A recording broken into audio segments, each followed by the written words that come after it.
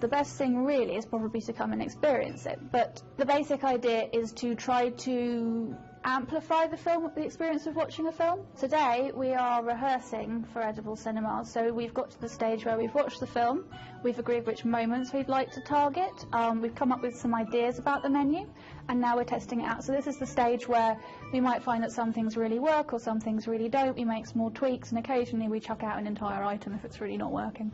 So you're already in quite an immersive environment. You're sitting in the dark and you've got a really amazing audio track going on, and you've got this great big picture in front of you. What we're trying to do is to choose particular moments and increase the experience a little bit more through a combination of texture and mouthfeel and flavour and aroma. The difference between edible cinema and sitting in a film just eating some snacks is firstly that the snacks themselves are tailored in this instance, and that creates a really interesting connection between what's going on screen and what's going on in you. For example, in this film there's a moment where Romeo and Juliet first see each other through a fish tank, and so we have a drink served which is about love at first sight, which is a really heady, alcoholic moment that's very sugary to give you a sudden sugar rush and a slight intoxication. So we're thinking more about what the characters are feeling and trying to bring that in for you a little bit. We will have 227 people in the cinema. We've moved to BAFTA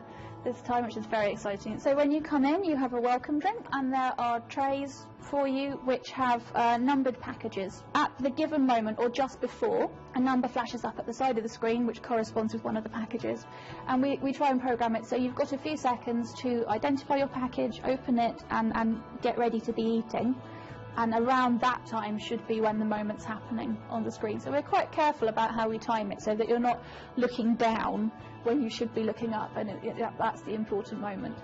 There really isn't any experience quite like this in London, I would say. There are some other companies who do variations, but there isn't anything which goes into it in the kind of depth that we do, where it's really about isolating certain moments and amplifying those for you with a great deal of care.